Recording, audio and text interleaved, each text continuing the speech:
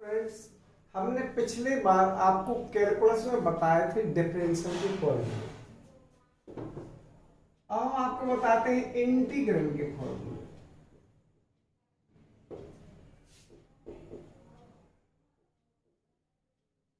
इसको कहते हैं समाकलन के सूत्र।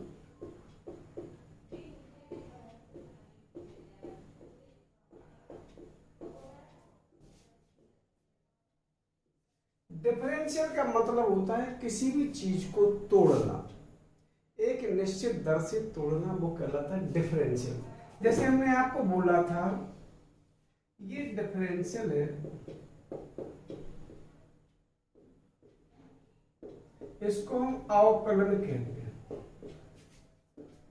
और ये इंटीग्रल है, इसको हम समाकलन कहते हैं।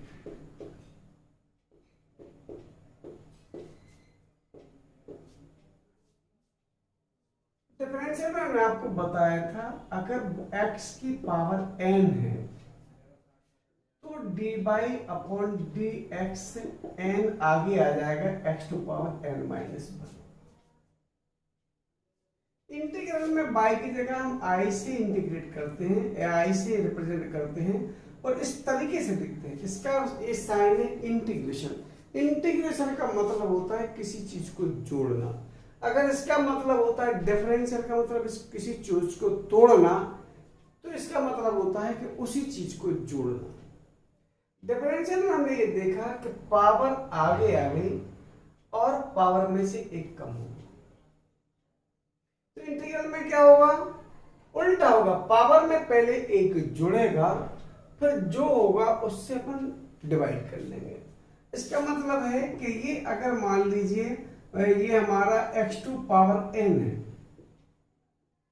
तो x की पावर n प्लस वन होगा। ठीक, उसमें क्या हुआ था कि पहले पावर आगे आ गई थी, फिर पावर में से एक कम हुआ था।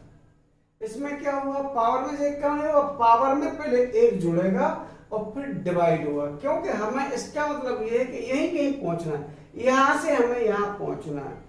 इंटीग्रेशन का मतलब है अपोजिट ऑफ डिफरेंशियल, और डिफरेंशियल का मतलब है अपोजिट ऑफ इंटीग्रल। ठीक है ना? तो हमें यहां पहुंचना है, यहां। तो कैसे पहुंचेंगे हमारे? जैसे यहां से अगर हमें यहां पहुंचना है तो पहले फॉर्मूला देख लें।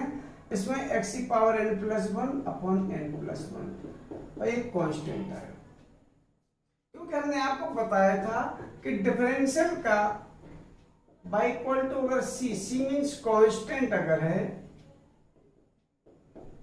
तो हमारा कांस्टेंट अगर कोई चीज होती है तो उसमें कोई चेंज नहीं होता था, ना होता है ना होगा।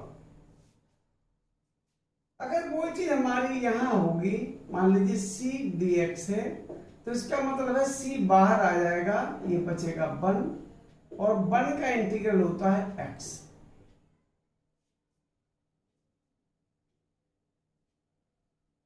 ठीक है ना? कांस्टेंट हमारा डिफरेंशियल कितना था? हमारा जीरो। इसमें हमारा कितना होगा?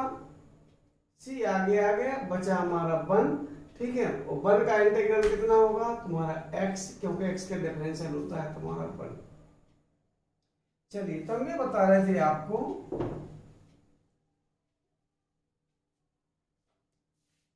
कि ये हमारा होगा। सपोज हम ये अगर यहां रख के देखें, i equal to n x to power n minus one. अगर हम इसका इंटीग्रल करेंगे तो हमें वहीं पहुंच जाना चाहिए। कैसे पहुंचेंगे? जब हम इस कंडीशन को फॉलो करेंगे, n आगे ले आए, x की पावर n माइनस वन में पहले एक जोड़ दें, n माइनस वन में एक यहां जोड़ दें, तो ये n x to power n और ये भी n कट गया, आ गया x टू पावर n। फिर हम एक c भी जोड़ देंगे। क्यों? क्योंकि कांस्टेंट का डिफरेंशियल जीरो होता है, तो जीरो का इंटीग्रल हमारा c होगा। यानी हम ये कहते हैं कि जीरो का इंटीग्रल अगर हमें करना हो तो वो c होगा। क्यों? क्योंकि किसका डिफरेंशियल था? c का डिफरेंशियल अगर जीरो था तो जीरो का इंटीग्रल c होगा। क्लियर है ना? ये था था हमारा पहला। अपन एग्जाम्पल लेके समझ लें।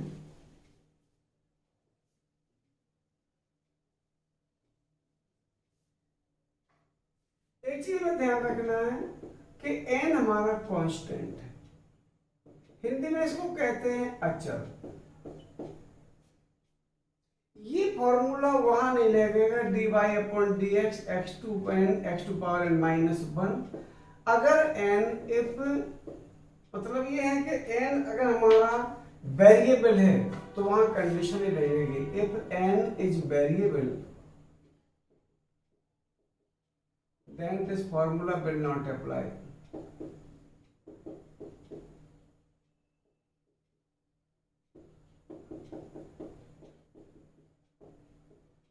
यानी तब ये वहां नहीं लगेगा, तब वहां लॉग वाले फॉर्मूले लगेंगे जो हम आपको आने वाले चैप्टर में बताएंगे। ठीक है ना।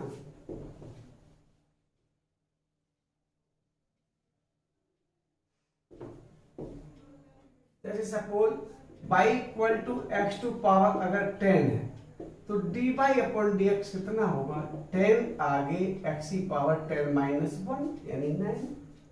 इसी का हमें इंटीग्रल निकालना है I equal to 10 x to power n 9 dx।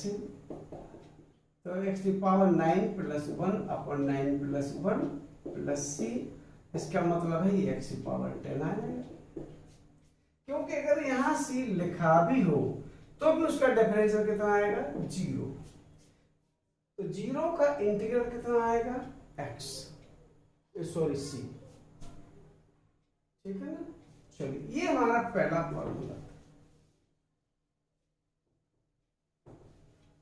फिर हम आपको लेके गए थे दूसरे फॉर्मूले में। दूसरा फॉर्मूला हमने आपको बताया था, चलिए अगर y equal to e to power x है तो e हमारा कहलाता है एक्सपोनेंशियल। e कभी चेंज नहीं होता। e की जगह अगर कुछ भी आएगा तो हमने पहले ये बताया था कि वो a होगा, वो जनरल एक्सपोनेंशियल कहलाता है। एक्सपोनेंशियल का मतलब है चरघातांकी। e means exponential.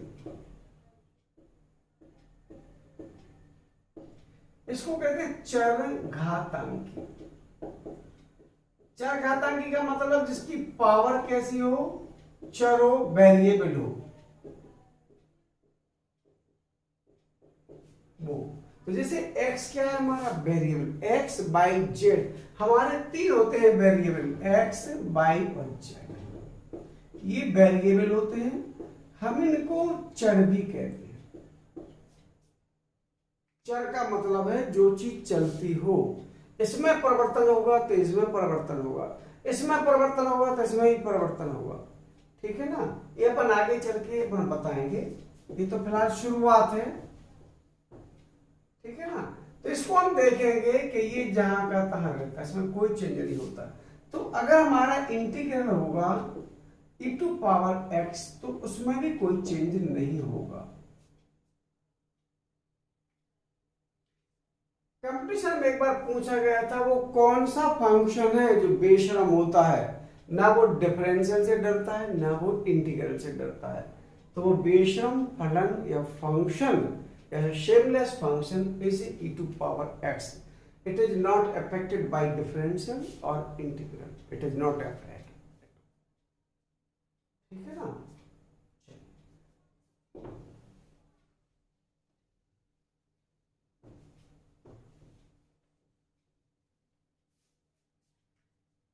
तीसरा हमने आपको बताया था y इक्वल टू अगर आपका log x है तो इसका जो डिफरेंशियल होगा वो 1/x होगा।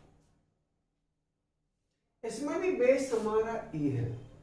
थोड़ा सा अपन चले इसको, बेस चेंज फॉर्मूला हमने पढ़े थे, अगर ये हम यहां से हटाएंगे इस तरफ ले आएंगे तो ये y ऊपर हो जाएगा।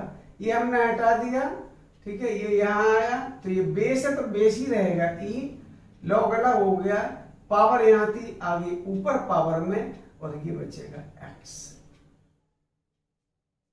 हमारे लॉगरिथम की शुरुआत यहीं से होती है। ठीक है ना। तो हमें ये देखना है कि अगर हमारा 1/x है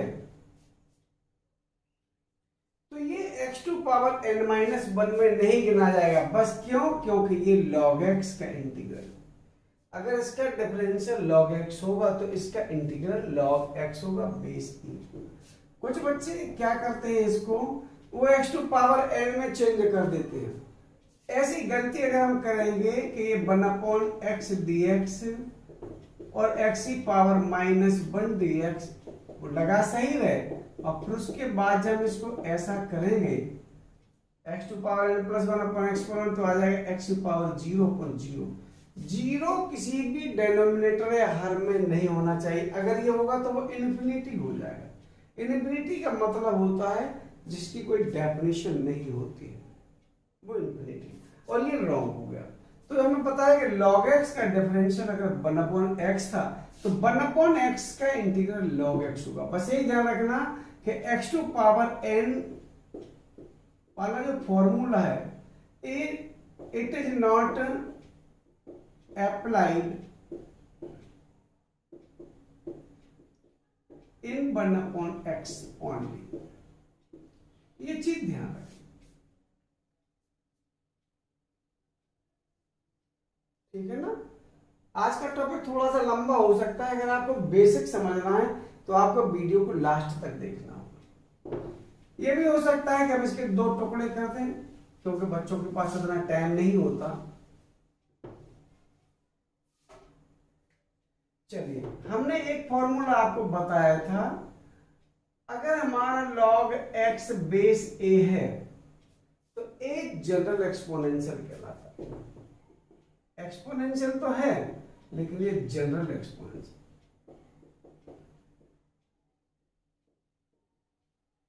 इसको हिंदी में कहते हैं व्यापक चर घातांकी।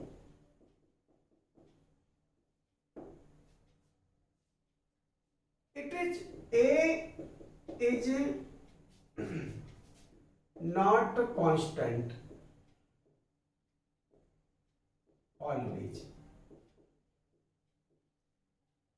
like E।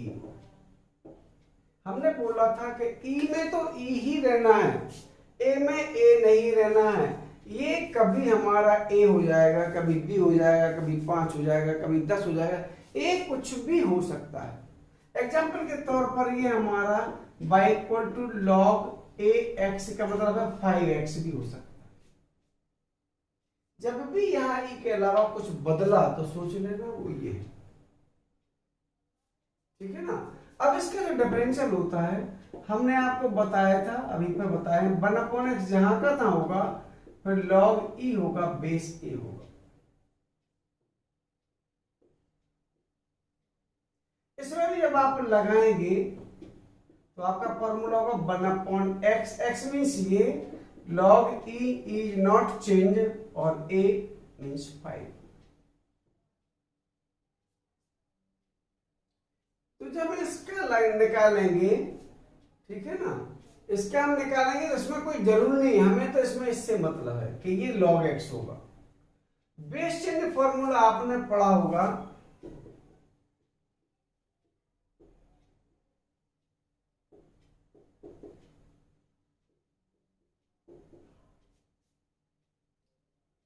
बिल्कुल बेसिक बात है कि अगर मान लीजिए आपका कोई भी है, कोई भी फंक्शन है, ये है सपोज, हमें इसके बेस का कोई इंटीग्रल नहीं होता, इसलिए मैं आपको नहीं बताया log x का इंटीग्रल। इंटीग्रल तो वही होगा log x बेस e का। तो जब हमें इसका इंटीग्रल निकालना है, इसका होता ही नहीं है, तो हम क्या करेंगे, इसका बेस चेंज करेंगे। तो आप फिर वहीं पहुंच जाइए हाई स्कूल में, अगर आपने ईमानदारी से पढ़ा है तो बेस चेंज करने का तरीका ये होता है कि आप log को 2 बार लिखिए, आपको इनको बंटवारा करना है। तो जिनकी जो औकात है, a यहां है तो a यहां लिख लीजिए और x यहां है तो ये यहां। अब बचेगी ये 2 खाली जगह, तो आपको जो लिखना है आप यहां लिख लीजिए, जो भी लिखना है। It is base change formula, it is important. तो जो हमें इंटीग्रल करना होगा इसका, तो उसकी जगह हमें ये लिखना होगा। तो फिर हमें देखेंगे जहां का था कि देखो dy अपॉन dx हमारा अगर निकला है तो ये तो हमारा कांस्टेंट है, इसका डिफरेंशियल होता है 1/। तो ईमानदारी की बात है कि 1/x का ही इंटीग्रल होगा ना, ठीक है ना, उसका इंटीग्रल होगा log x, वो हम आपको बता चुके, इसलिए इसका कोई भी इंटीग्रल डायरेक्ट नहीं। चलिए थोड़ा सा अपन और आगे चलते, एक एक चीज आप ध्यान से देखना, क्योंकि पिछली क्लासों में आपने क्या पढ़ा मुझे नहीं पता, लेकिन अगर आप चाहते हैं कि आपको कंपटीशन बहुत अच्छे ढंग से निकालना है तो मैं जो आपको बता रहा हूँ एक एक चीज आपको ध्यान से सुनना होगी, तो आपको फायदे में। मैंने आपको एक बार बताया था फॉर्मूला, ax हो गया y equal to sine x, ये ट्रिग्नोमेट्रिक फंक्शन कहलाते हैं। इसका डिफरेंशियल हमने आपको बताया था, sin x का डिफरेंशियल होता है cos x। तो जब हम cos x का इंटीग्रल करेंगे तो वो आएगा sin x। c सब में लगेंगे, जब तक आप पढ़ेंगे इंटीग्रल आपको c लगाना ही लगाना है। ये आप आदत डाल लेना, कुछ बच्चे सोचते हैं हमें क्या करना, अभी तो कोई फर्क नहीं पड़ेगा, जब आगे आप इबारती या स्टोरी बेस्ड क्वेश्चन पढ़ेंगे तो उनमें सी अगर नहीं लगाएंगे तो आप चूक जाएंगे, बहुत बड़ी गलती कर जाएंगे, क्योंकि उनमें सी की भी वैल्यू निकालना पड़ती है। चलिए क्लियर है ना, हमें वो फिगर याद नहीं है। नेक्स्ट हमने आपको बताया था कि अगर आपका cos x है तो dy अपॉन dx होता है आपका माइनस साइन एक्स। जितने भी इसी से शुरू होंगे उनके डिफरेंशियल हमारे माइनस में होंगे। तो हम ये देखेंगे कि हमारा जो i है, यानी जो अगर हमारा sin x है तो sin x का जो इंटीग्रल होगा वो माइनस cos x होगा, या माइनस sin x का डिफरेंशियल आपका cos x होगा। ये ध्यान रखना, बारीक की बातें हैं, क्योंकि ये भी करना पड़ेगा, ये भी करना पड़ेगा। cos x का डिफरेंशियल माइनस sin x, तो sin x का इंटीग्रल माइनस cos x होगा। नेक्स्ट चलते हैं, अगर आपका y इक्वल टू 10x है तो dy अपॉन dx हमने आपको बताया था कि sec स्क्वायर x। तो यहां ध्यान रखना है आपको कि sec स्क्वायर x का इंटीग्रल आपका 10x होगा।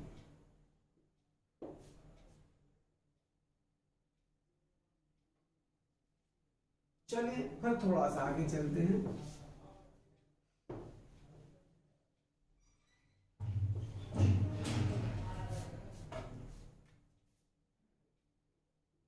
अगर आपका y इक्वल टू कॉटेक्स है, सी से शुरू हो रहा ना, तो कॉटेक्स का डिफरेंशियल फिर माइनस होगा, माइनस कोसेक एक्स कॉटेक्स। तो इसी का इंटीग्रल यानी माइनस कोसेक एक्स कॉटेक्स का इंटीग्रल हमारा कॉटेक्स होगा। किसका? लेकिन माइनस तो नहीं है ना, तो माइनस को यहां लग जाएगा, या आप ऐसा कर सकते हैं माइनस यहां लगा दो, माइनस यहां लगा दो, इसका तो होगा कॉटेक्स, माइनस बाहर प्लस। नेक्स्ट चलिए हम, अगर आपका ये सेक एक्स है तो dy by d x sec square x का सेक एक्स 10x होता है। तो हम ये देखेंगे कि सेक एक्स 10x का ही इंटीग्रल होगा।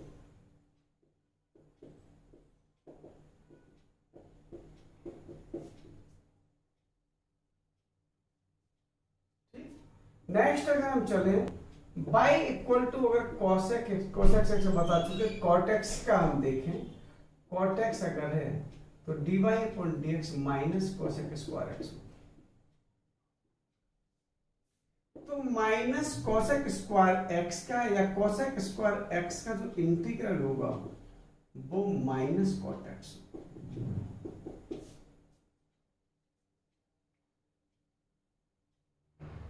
थोड़ा सा और अपन आगे चलते हैं।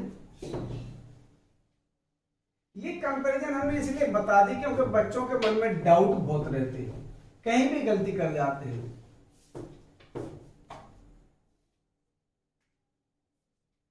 हमने फिर आपको बताए थे इनवर्स सर्कुलर फंक्शन के। इनवर्स सर्कुलर फंक्शन में आपको बताया था y इक्वल टू अगर साइन इनवर्स x है तो dy बाई dx आपका cos इनवर्स x होगा, सॉरी ये आपका 1/√1 माइनस एक्स स्क्वायर। इसका मतलब है कि इसका डिफरेंशियल जब आप करेंगे, इसका इंटीग्रल आप करेंगे तो हमारा ये होगा साइन इनवर्स एक्स। इनवर्स में एक विडंबना है कि आपका cos इनवर्स x है उसका भी यही होना है, बस माइनस लग जाएगा, -1/√1 माइनस एक्स स्क्वायर। तो हम इसको ऐसा भी समझ लेते हैं कि अगर हम एक माइनस लगा दें अंदर बाहर तो क्या फर्क पड़ेगा। माइनस अगर हम लगा लें तो इसको हम कह सकते हैं cos इनवर्स x। बच्चे यहां भी कंफ्यूजन में हो जाते हैं कि इसका हमारा क्या है इंटीग्रल, तो इसका साइन इनवर्स x है, या अगर सी में लगाना है तो माइनस cos इनवर्स x, क्योंकि साइन इनवर्स x और cos इनवर्स x का सम π/2 होता है। ये हम आपको ट्रिग्नोमेट्रिक फंक्शन जब पढ़ाएंगे तो उसमें इनवर्स सर्कुलर फंक्शन में बताएंगे। चलिए थोड़ा सा टाइम हम आपका और लेंगे। दो फंक्शन हमारे और होंगे, एक होगा हमारा tan inverse x। tan inverse x के डिफरेंशियल हमने आपको बताया था 1/1 प्लस एक्स स्क्वायर। तो हमारा 1/1 प्लस एक्स स्क्वायर का जो इंटीग्रल होगा वो tan इनवर्स x होगा। अगर हमारा y equal to cot inverse x है तो ये भी 90 के रिलेशन वाले हैं, तो इनका -1/1 प्लस एक्स स्क्वायर होगा।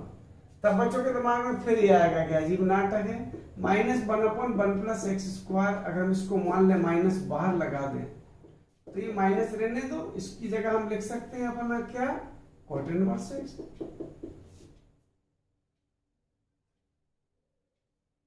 ठीक है ना, प्लस सी।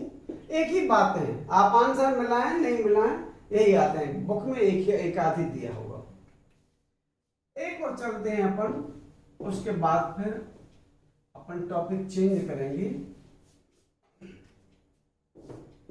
अगर y इक्वल टू आपका sec इनवर्स x है तो dy/dx होता है 1/x√x² माइनस 1। तो इसका मतलब है कि 1/x√x² माइनस 1 का जो इंटीग्रल होगा वो आपका sec इनवर्स x होगा। चूंकि इसका फिर एक 90 के साथ वाला जोड़ा है वो है cosec इनवर्स x। तो जब इसका डिफरेंशियल निकालेंगे तो माइनस बाहर आएगा, बाकी कोई अंतर नहीं पड़ेगा। तब हमें फिर यही देखना पड़ेगा कि हम इसमें एक माइनस बाहर लगा दें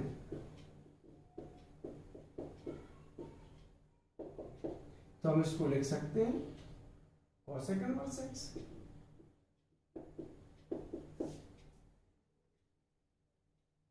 आज हम केवल आपको इतना ही बताएंगे, हमने केवल फॉर्मूले आपको बताए। नेक्स्ट वीडियो में हम आपको इनकी प्रॉब्लम के बारे में बताएंगे। ठीक, अगर अच्छा लगे तो मैंने पहले ही बोला था कि BM सोनी सर यूट्यूब पर, फेसबुक पर बालमुकुंद स्वर्णकार,